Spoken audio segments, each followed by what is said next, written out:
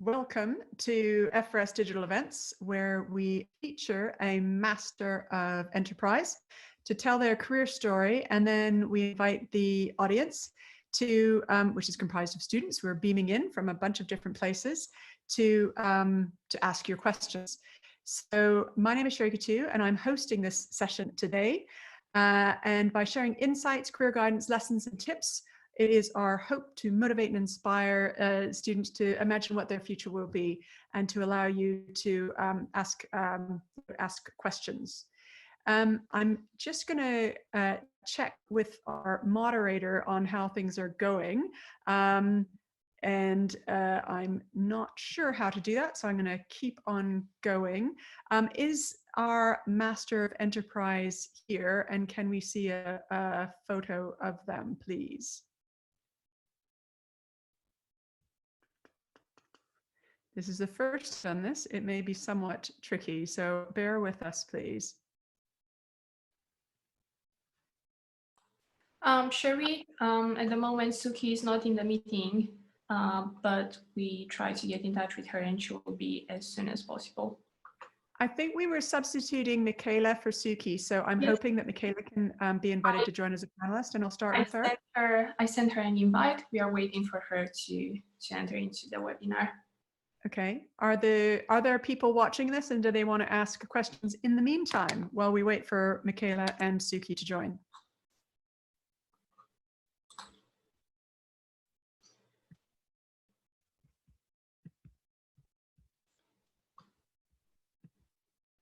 If not, I can wing it until we have. There we go. Fantastic. Thank you very much, Michaela. Thank you very much, Michaela, for joining at such short notice. And we await Suki to also join us. But in the meantime, I wanted to invite Michaela to talk to us about your progression from school when you were, say, 14, 15, up until now, where you're the MD of a company. What was the progression? How did you go about doing that? And what were your thoughts as you made your decisions? This is a skills building and citizenship type event where we take responsibility for our decisions, and we reflect on what our pivot points were. So I'd love to invite you to speak for 5 to 7 minutes, go through your career history, and then I will pose the first question, and we'll also field questions from the audience in about 5 or 7 minutes. So I had a rather extraordinary journey at the age of 14, 15, I have to say. So I am German I was born in Germany and raised in Germany, and I participated in the German system until the age of 15, 16. And at the age of 16, I then had the opportunity to move to Mexico for a year. And up until that point, I was a middle student. I've done what I had to do. I didn't do much more than that. But when I then moved abroad, I very quickly had to acquire the ability to speak 2 further languages beyond my then ability, and I learned to love languages. I really appreciated how languages can open different cultures, how they can enable you to do things and actually broaden your horizons, appreciating why different people handle their lives in different ways. So when I came back to do my A-levels, I had at that point continued to be educated in English, and I really thought after my A-levels, what I really want to do is I want to use my languages, at which point I spoke 4. So I spoke English, German, French, and Spanish. And I thought maybe tourism is a really good pathway for me to take. So I've explored tourism. I actually started, I couldn't be convinced to do a degree at this point. I really felt having done 13 years of school education was enough of academic education for me at that point. So I actually went down the apprenticeship pathway, which gave me an enormous opportunity to learn yet another different skill set. I learned how to communicate with business people. I learned why processes in a business are the way they are. I learned to appreciate good processes, and I learned to appreciate not so good processes. and they kind of encouraged me to think. I very quickly noticed that an apprenticeship is a great thing, but I wanted more. And I then, after my 2-year apprenticeship, I decided to go back to university. And again, that was a very big point for me in my life, because I first thought I like tourism. I want to stay and study tourism. And with conversations with friends and other business people, they said, well, maybe you want to rethink your course, because if you do business, you can go into any industry.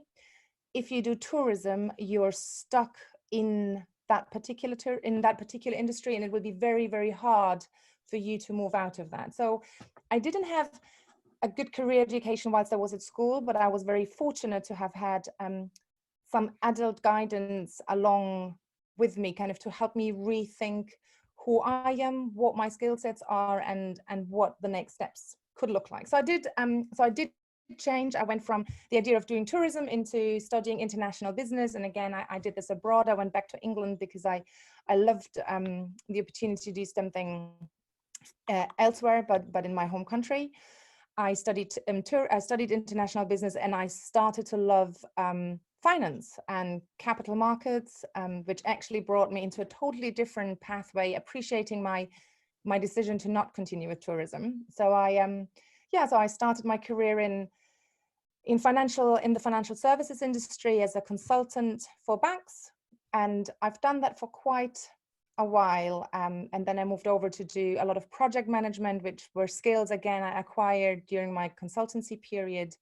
I've done a lot of project management tasks. I learned how to analyze processes. I learned how to improve processes, which brought me into my next stage of the career. So I was very much, whatever I did in my career, I was very much led by my skill sets as opposed to the particular industry. So having done contracts and processes and projects, I then came back. So that was back in Germany. Sorry, after my degree, I moved back into my home country, worked there for 12 years or longer. And then my husband then came over to the UK yet again. And that led me into a totally different sphere. So I then had the opportunity to work in England outside of my then career, and thinking, so what do I want to do now? Do I want to stay in finance? And I had this lovely opportunity to work for actually a partnership of schools, helping them to do education outreach.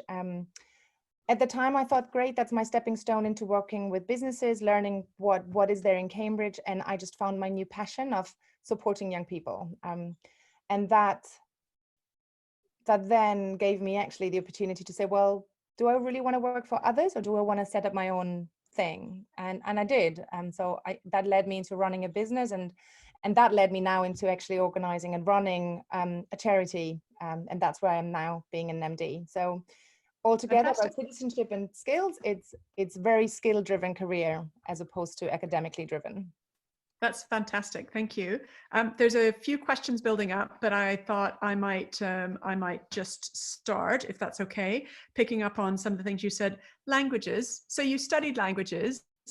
Do you use them still? And how have you woven that passion for languages into your grown-up life? Yeah, so languages have given me the opportunity to actually live abroad and find the job I love most, as opposed to being stuck and constrained in the area I was brought up. Do I use my languages? I use them every day. I'm German, I speak English every day. I do actually still, and it's very interesting. So I have met friends along the line, and they are still Spanish and French, and I actually do use my languages on a very regular basis. On a friendship way, and I have had colleagues from international backgrounds, and sometimes these languages come in quite nicely if you want to overcome language barriers. Great. Okay. There's a question here, which is, what is your advice for people about to leave school right now? Is it academic-y, or is it skills-based, or something else? So my underlying message would be, you have to ask yourself, where do you thrive most?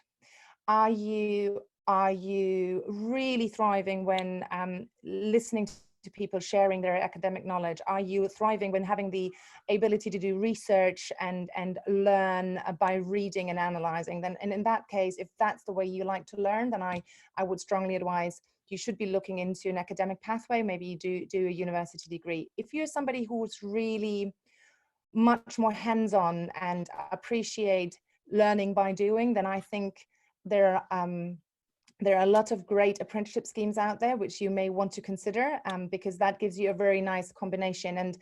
And out of my own experience and understanding apprenticeships very much so, there's a lot of opportunity to start off with an apprenticeship and move into degree apprenticeships where you can actually have both a degree and your practical involvement. So I think the core message for me is you have to know, listen inside, who are you and how do you learn best?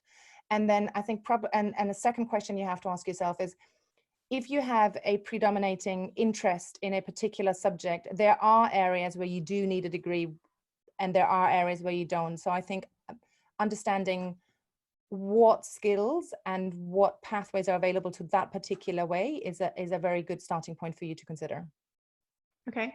You spoke about project management skills, process skills, and language skills. If you had to rank them as having been helpful to you over the last 10 years as you progressed, well, 10, 15 years as you progressed from student to master of enterprise, how would you rate those? Are they equal? Have you used them at different times, or is one of those more important than others? And if it's not, yeah, so how is it, can you rank, can you think about skills that much? We often think about academic subjects and then we think about skills, but what's your experience of what's helped you make your progression?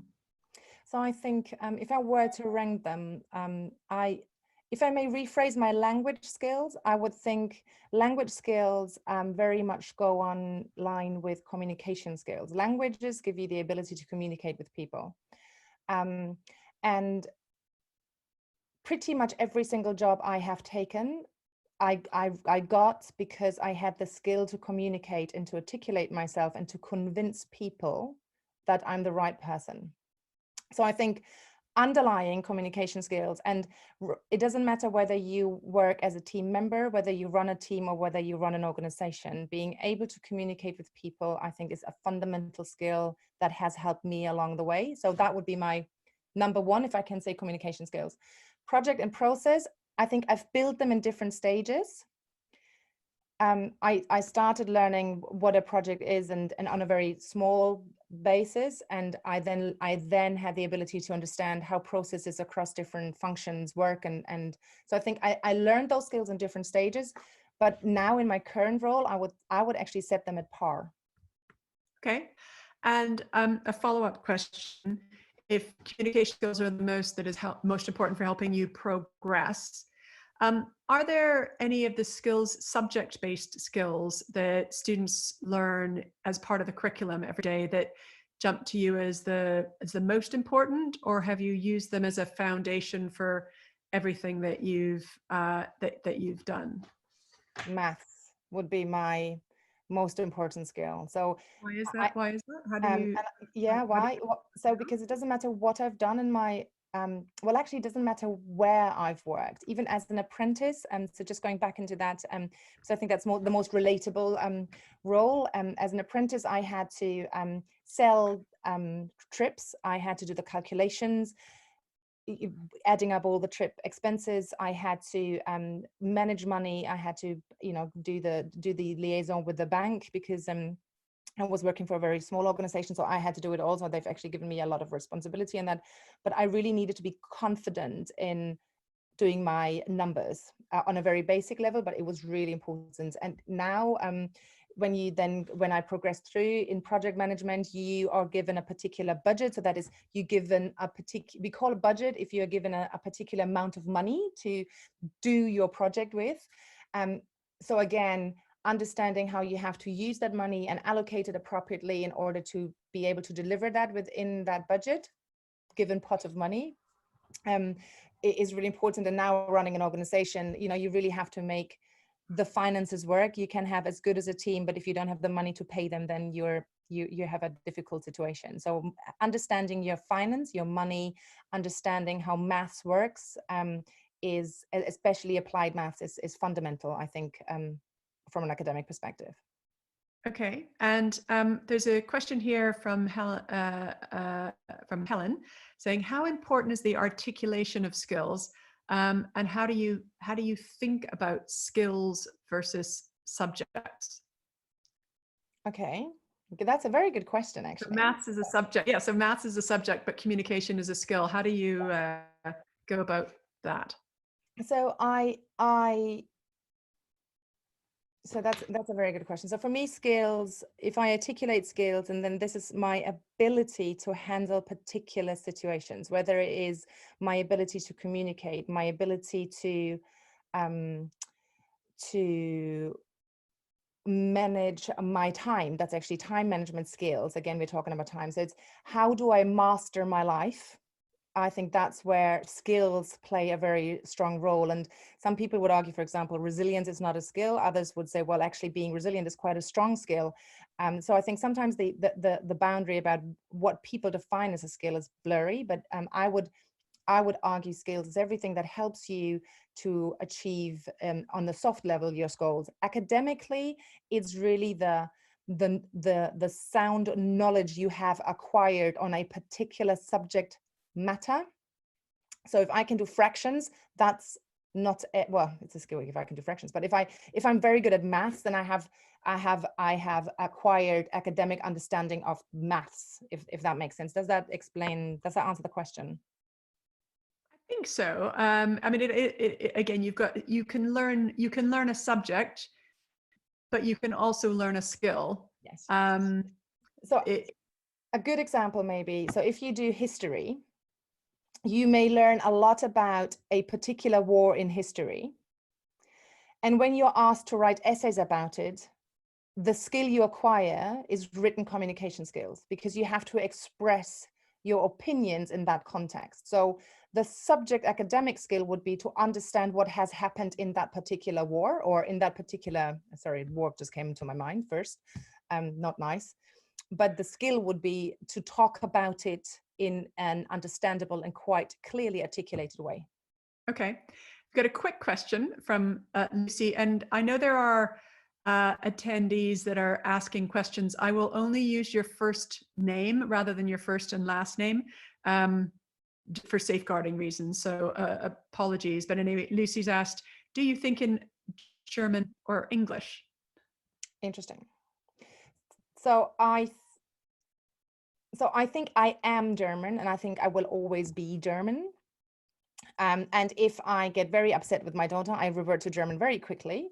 But do I think in English or do I think in German? I actually think in English, and I dream in English. So it depends. If I dream about my family, I would dream in German. If I dream about work, it's in English.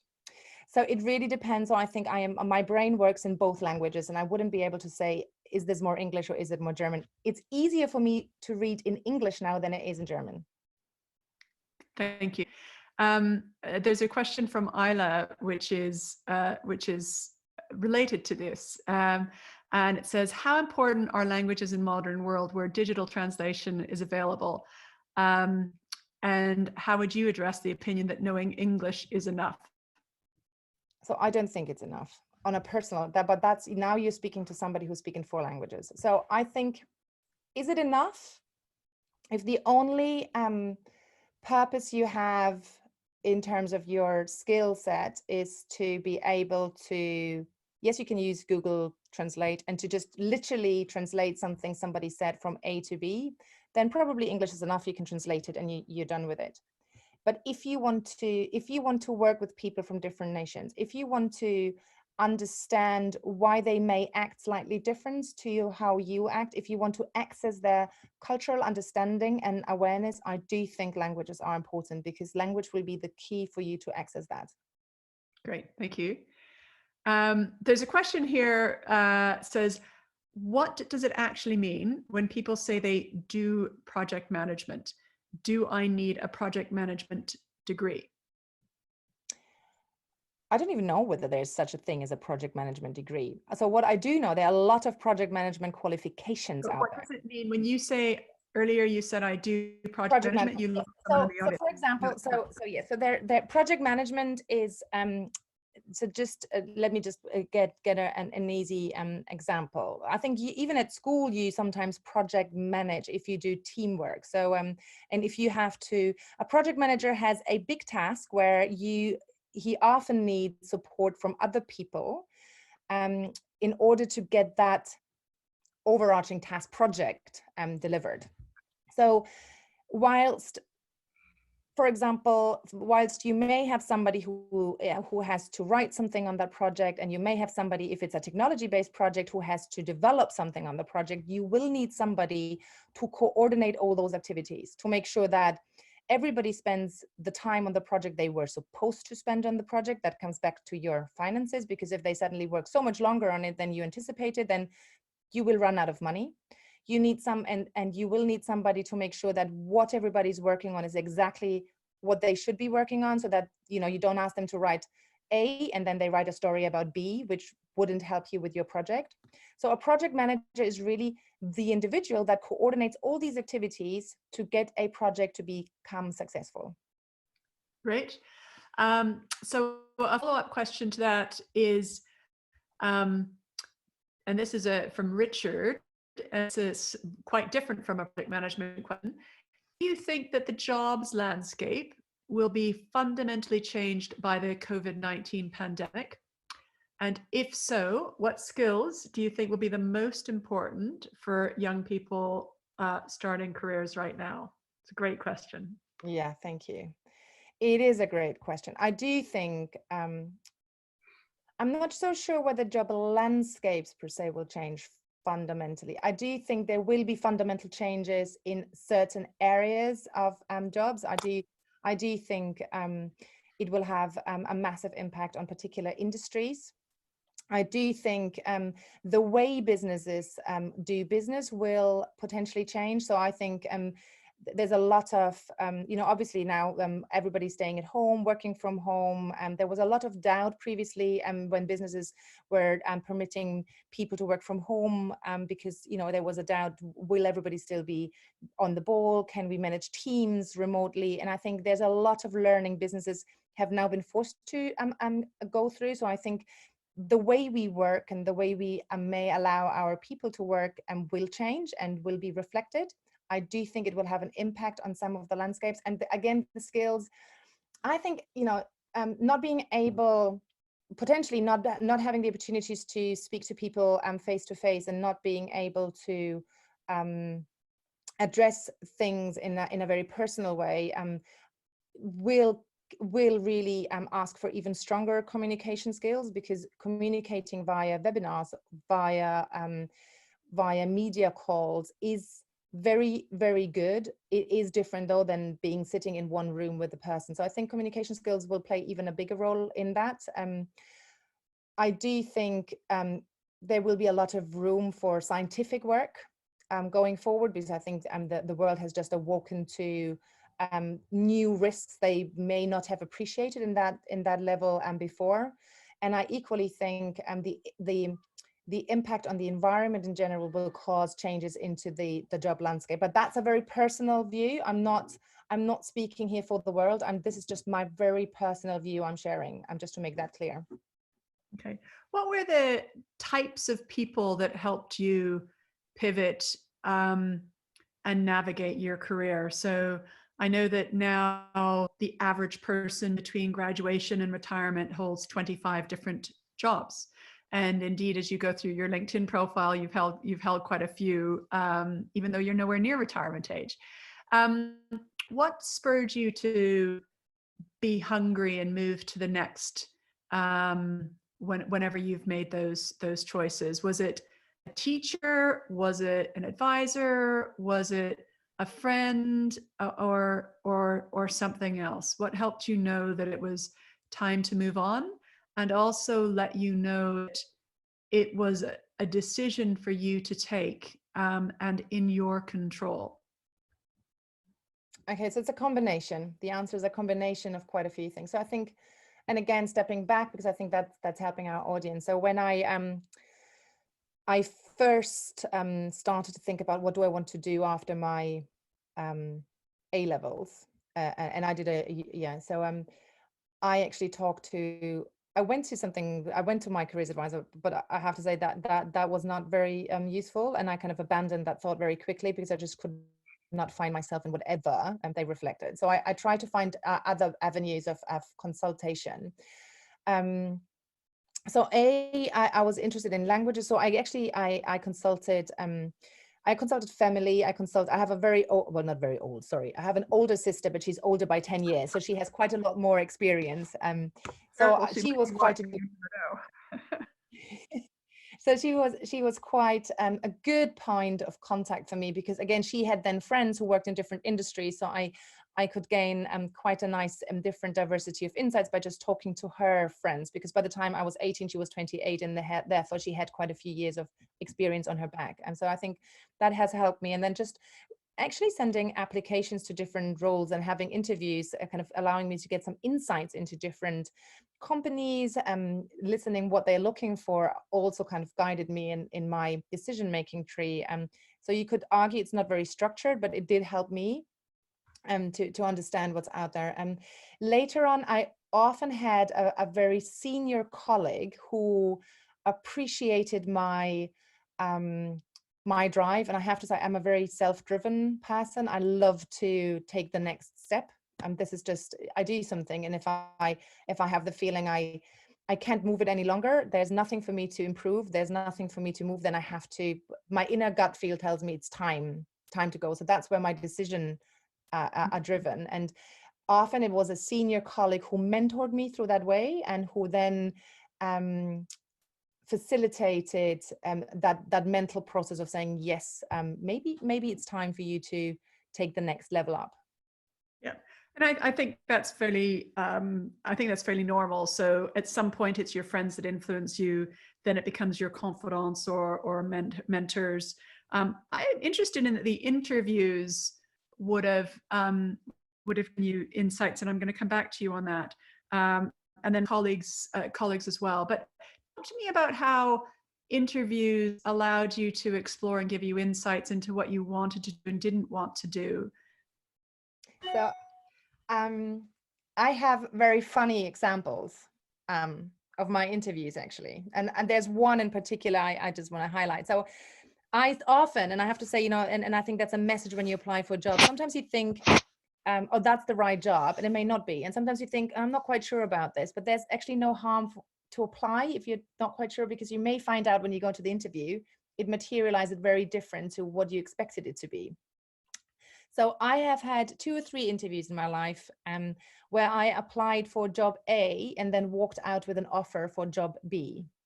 So for example, I wanted to be a business analyst for one of the banks on the IT side. And I had this meeting with the HR person, human resources, and a very senior manager. And we had the discussion around it. And the more he talked, the more I knew this is just so boring.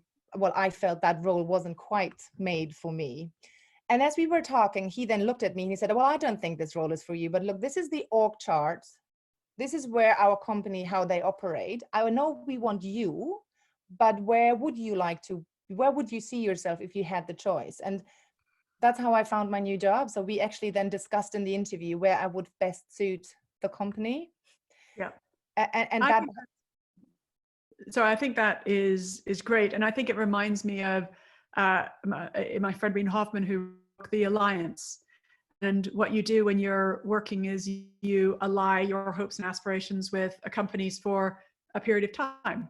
And what you're talking about is you started at one place and you got into a different place. And I think that's pretty normal progression for people as they examine the impact they want to have, and they go through different life stages. But I think the big strong message here is even if you walk away from an interview and it doesn't turn out, it's often not because you are wrong, it's because there's just not a match. So I could have easily been told this doesn't work, and it would not have worked. So often the organization knows exactly, they know what their climate is, they know what kind of people are working for them. And sometimes it's just a good thing to understand. And it's an interview is as much an opportunity for you to decide whether the organization is the right one than it is for the organization to decide. Yeah.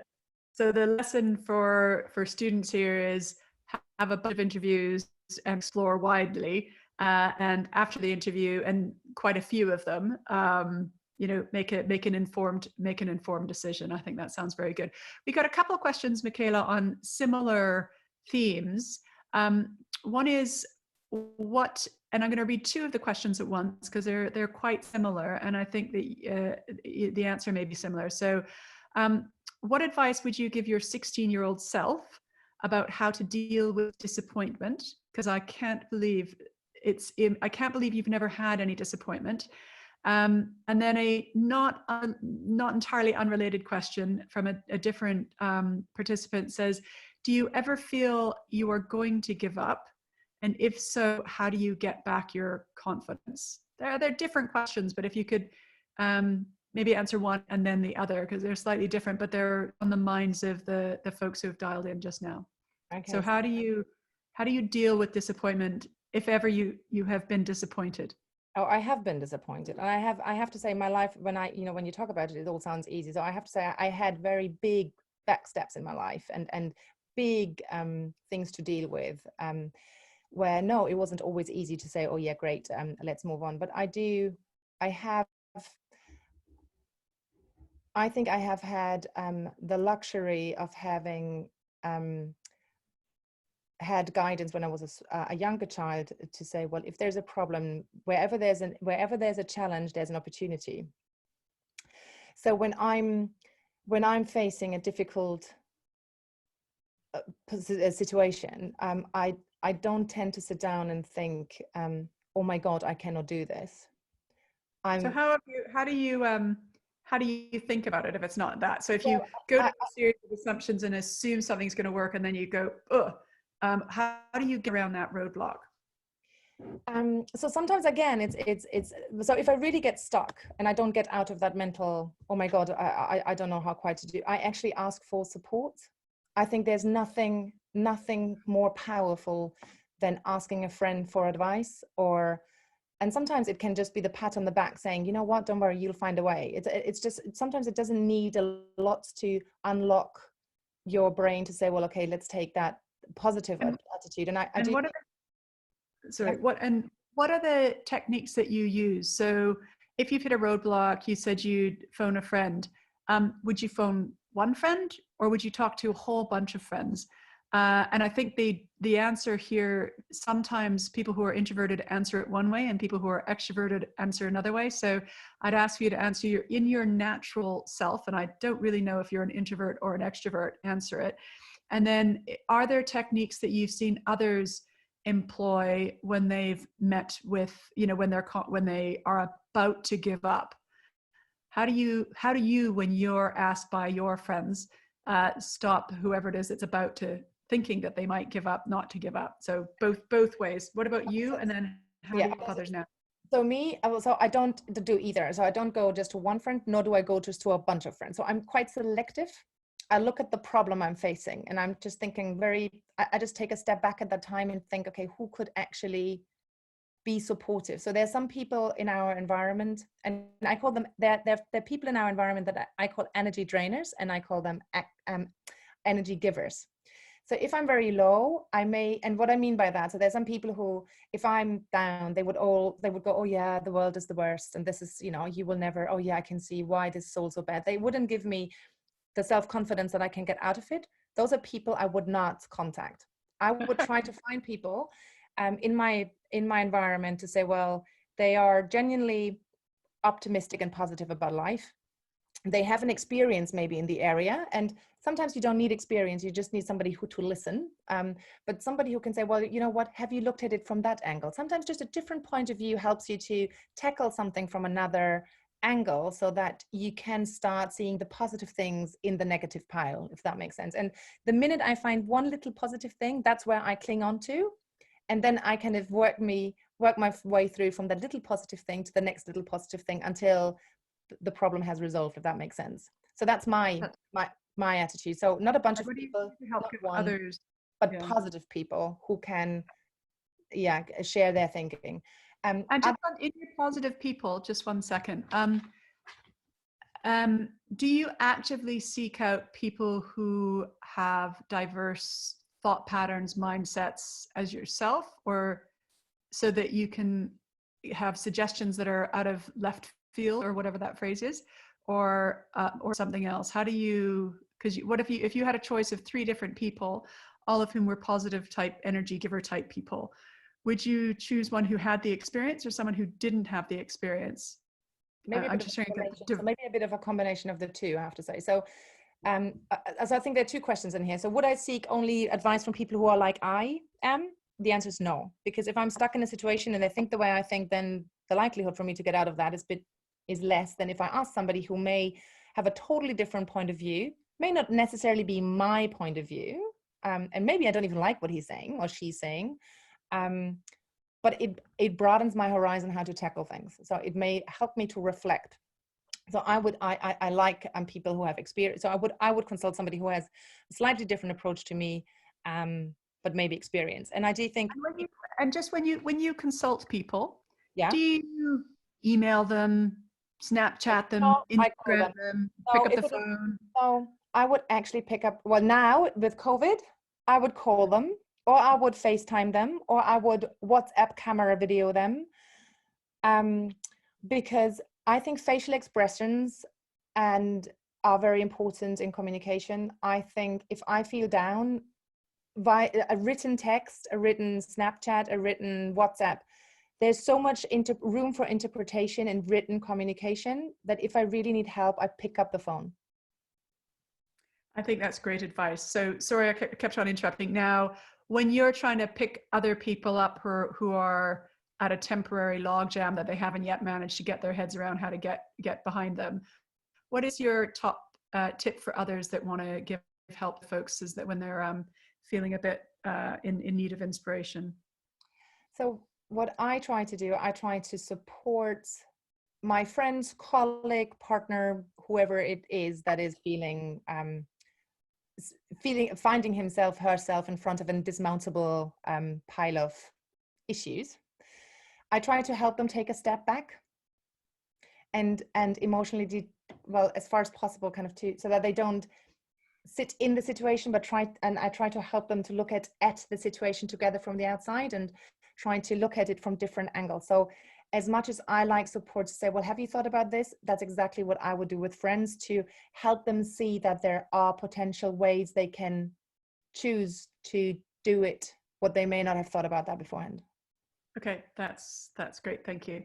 So your top tip to a 16-year-old, say, who had 5 interviews for internships and came away thinking, I don't want to do any of those things.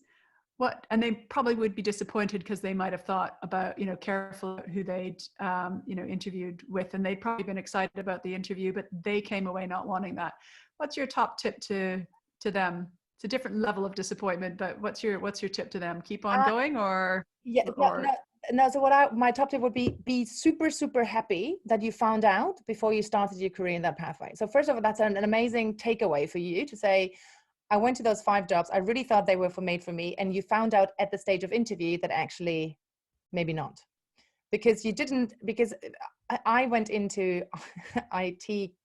My consultancy for banks at the very beginning was very IT heavy. And I found myself, I never wanted to be in IT. And it took me 7 years to get out of it because I had that little branding on my head, she's working in IT. And I thought, oh. So it is actually a good thing if you find out in an interview that this is not for you. But then my big advice is to don't then stick your head into the sand, if that's what you can say. So sit down and think, okay, what is it about that role you didn't like or that actually put you off? And then that will help you. And what is it that would excite you?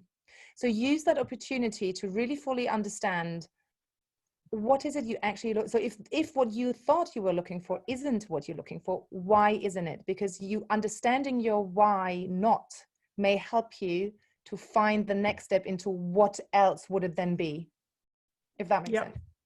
Yeah, no, I think that makes sense to me.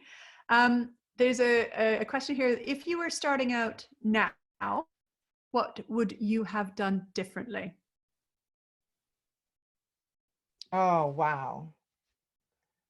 I may not know. Well, actually now in my current, so had you asked me a year ago, I would have probably said I would not have started my career in IT.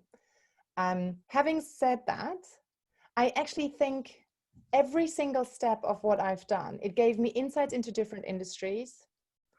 It gave me the opportunity, and you may think my career is quite disjointed, but I actually think there's a very strong red thread running through everything I've done, which is the transferable skills I've carried along with me, and they've built, and my journey has helped me to become who I am. And I'm quite happy with where I am and who I am.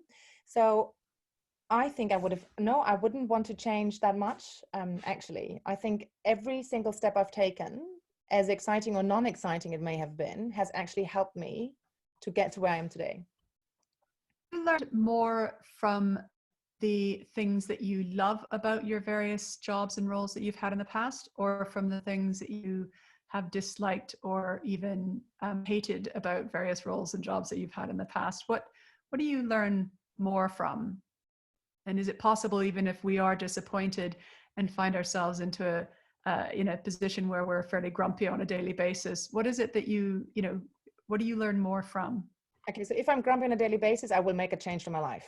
I will not. And I cannot understand when people find themselves. So my attitude to grumpiness in life is because there's some discontent and there's something not quite right. I will first try to understand why am I grumpy. Second step is, can I change something about the situation? And if the answer is no, then there will be a fundamental change. I do not.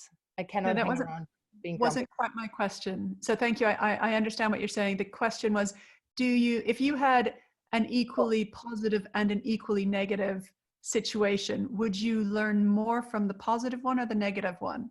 I think you learn from both. I do think you learn from both. The negative one obviously can make you, if you get through the negative one, it makes you more resilient, which is a really good thing. You can learn from negative situations because there's always a reason why you got there, whether it's self-initiated or whether it's caused by external influences. But you learn a lot as to how you may be able to avoid these situations and going forward. You may learn about your weaknesses, and you may be able to, going forward, maybe either turn some of those weaknesses into strength or focus more on your strengths than on your weaknesses. So I think you learn a lot about negative situations. They are unpleasant. And sometimes we have to do things in our life which we don't want to do, but we just got to get on with it. But positive situations, again, I think you learn a lot because you can, if you take them with open eyes, you can understand why are they so positive? Again, what are your strengths? What makes it such a positive experience? And when you want to change something in your life, you can take the lessons out of both to understand what's your next step. Yeah. Great. There's a question here from someone saying, what was it like working for a bank, and what can I expect if I apply to work for a bank? And I guess I'd widen that up to say, and can you comment on you've worked in some really big companies and you've worked in some really small companies. What's it like, the difference between a big one and a little one? So it's sort of three questions, but start with, if somebody was, you have been in a bank, although you're not any longer, what would a student right now learn if they were to work in a bank? Okay, so that's a very hard question, I have to say. And the reason being, people think about a bank, or the young people in particular, or people who have never worked in the finance sector or don't have a lot of access to it, they think of a bank like our Lloyd's Bank or Metro Bank. You go in, you have people who support you with opening your bank accounts, but there are thousands of roles in a bank. So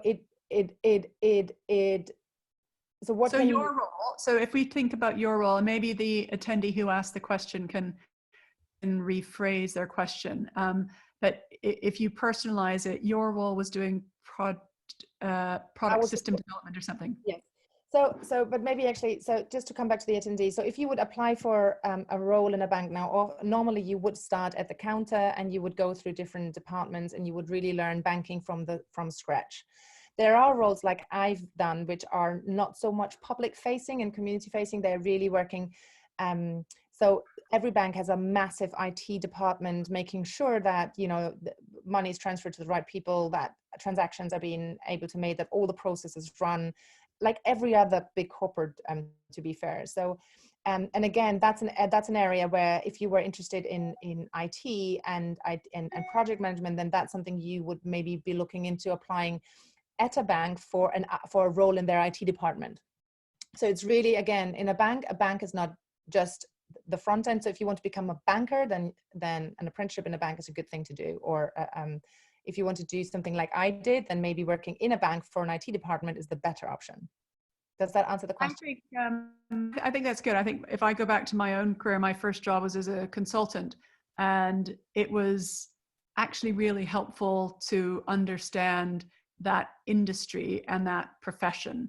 I did it for a couple of years before I wanted to go on and do something else, because I was, you know, restless and didn't feel that that was where I wanted to spend my time. So the corollary to that question is, you've worked in some for-profit companies and some charities. It's a rare skill to be able to work across a bunch of different industries. What can you say about the difference between for-profit companies that are quite small? Yeah, I know you've worked in startups, and not-for-profit companies that are also quite small, because they give you a person who is enjoying that role at the time or not enjoying that role at the time different perspectives about how the world works. What advice do you have, or insights do you have, having wandered down that path? Yeah, so just before answering that question, I would like to go back to one of your other questions before. I'm working for a big company versus a small company. I think that's worthwhile just briefly answering that question. So if you work in a very large company, the positive things are you have large teams, you can specialize in a particular area, because normally when you start working in a big, large corporate, you have a very dedicated role you play. You may not necessarily have the ability to look beyond that a lot. So you may not quite understand the complexity of the organization because you are working in a very constrained environment. You do have the ability, often they have massive training budgets. You may have very good support in personal development and taking steps forward. A small organization, in contrast, gives you a lot of experience in a very short period of time, because you will very quickly learn how the whole organization works. Why do different roles work in what context, and why together it all makes things happen.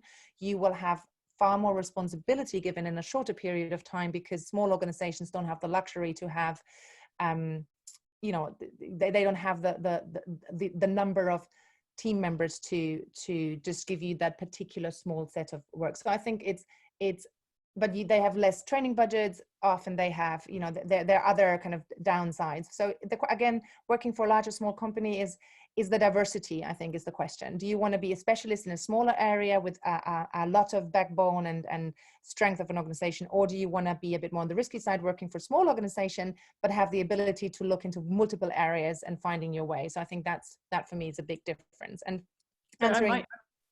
Go ahead, and then I'm going to be slightly provocative. I have a provocative question in the last couple of minutes. And then answering your question, for-profit or non-for-profit, I think that's an emotional question. Fundamentally, being the managing director for charity, for me, I handle my charity as I would handle a for-profit to some extent, because we have to have some income. The only thing is we don't sell products like a for-profit would. We don't spend our profits, sharing profits out with other people, because everything a charity does goes back in the cause, and we just, whatever we do to help our cause of the charity. And the cause is like who we are and why we are there, and who do we want to help with what we do. I do think as a managing director, I have to have, as you said, it's a very good skill set to have, to understand that we still have to have enough income in order to pay our costs, because even a charity, without being able to cover their own costs, we wouldn't be able to exist. So I think that's actually not that far off. What I think the beauty about working for charities, if you have a passion, a social passion, and you really want to support a social cause, then working for a charity or social enterprise, and it doesn't have to be a charity, it can be a social enterprise, I think is a really great thing to do. They tend to pay a little less than industry. they have other packages than industry would have. But I think fundamentally the question is, are you driven, you know, what drives you? And if it's a social cause, then charity sector is a good sector to go for. Okay, so before I ask my provocative question, there's a question from the person who was interested in banking earlier. He or she has come in and made a second question, which is, banks don't have a great reputation, but you can make good money. And then, is the money worth it? Be interested in your view, and whether or not your view has changed between being in the age of 20 and being the age of whatever age you are. I have no concept of how old you are. I know that my own concept of wanting to work for a company and not caring that much about its mission, because it had money that allowed me the financial independence, was really important to me 20 years ago. And it became less important over time. It's more critical to me now that I care about the mission of the company rather than the money. But it could be that perspective changes over time. It has for me. Is that also the case for you? So that's the case for me to some degree. It is the case. So when I first, I have to say, I was very fortunate when I graduated from university. We were in a very economic high, where there were lots of jobs, but not that many applicants. So I had 4 different job offers in front of me, and funnily enough, from 4 different industries. And I like them all in a different way. And I just couldn't quite make my mind up. So I've literally gone by money, and I've taken the one that paid most. Was that the right decision? In my wisdom now, I would maybe, at the time, yes, because that's what I wanted. I wanted to travel. I wanted to have my first flat. I wanted to buy my first furniture. And I was quite driven by making as much as money as possible and as little time as possible.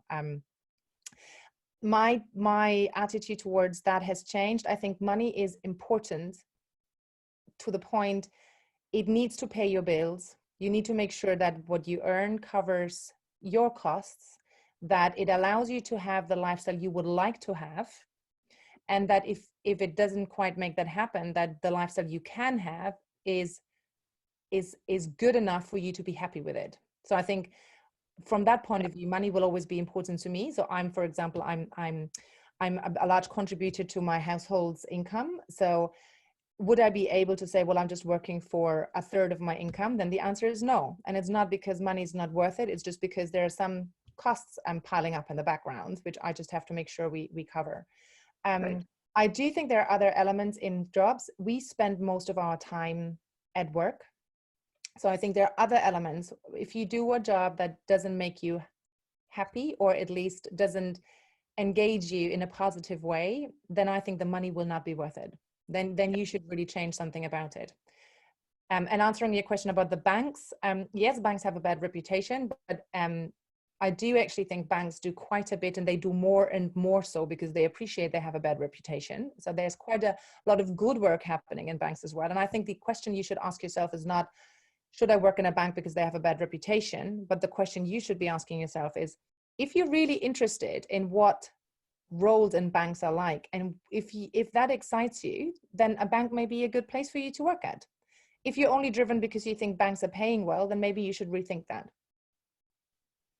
Yeah, think about what banks do, because actually there's a lot of really interesting jobs in banks, and the colleagues are also, the intellectual stimulation you get from your colleagues as well is really important. And if you think about retail banks, you spoke about tellers, interacting with other people is really, really important to you, then, maybe again, that role at that time may be interesting. So my question, Michaela, which I'll end on because I can see we're just about out of time, is, again, this is the skills building type of encounter. Founders for Schools has 25 different types of webinars that we put on.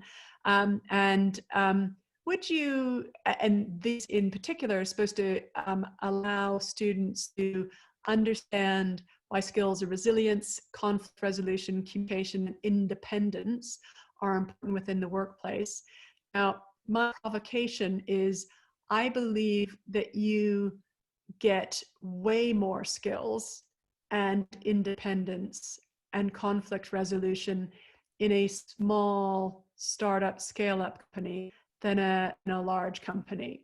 Many people agree with that statement, but many people would agree with that statement. And given that 95% of the jobs in our economy come from people who come from companies that are small or medium rather than large, would your advice be to a student to look at companies based on size or growth rate? And what do you get from a big one versus a small one? And I think you may get more often from small companies than from large ones. Discuss. So I mean, I think I've addressed that before, and when I tried to compare the benefits of a large one and a small one. But I think again, I think that's a personal question. I think, you know, large companies often you have more security to some extent, and I think it depends on the small company. Is it a startup, the company that literally just set up and is at the very beginning? Then maybe you yeah. So I think.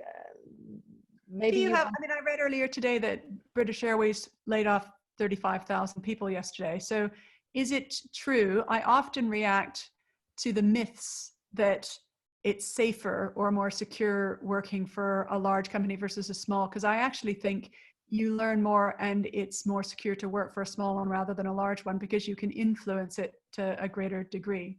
I think if it's a small established one, so that was my next one. So I think we differentiate between small startups and small established organizations. I think with a small established organization, so established is they're in the market for, you know, for more than 2 to 3 years. They have and I would actually say 3 to 4 years, to be fair, because often the third year can be quite an interesting one for a startup.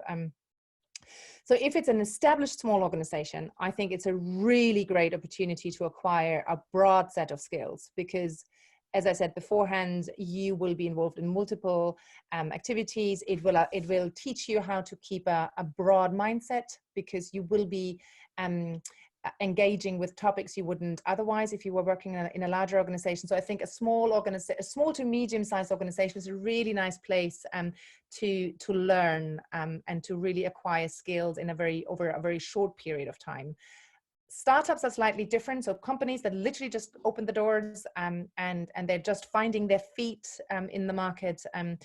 That may be there. I would argue, but again, this is a personal opinion. This is not evidenced. I'm not referring back to evidence here, but a startup often tries to find their feet in the market, and I would argue that many may not have the time to actually help you grow as much as you would like to, or you will be dumped and unsupervisedly asked to do things they're just beyond your skill set. So I think differentiating between us, there are startups, obviously they're different and they will do this very well. But yeah, I think that's a difference. Okay, that's fantastic. Michaela, Master of Enterprise, hugely grateful to you for taking the time that you have today.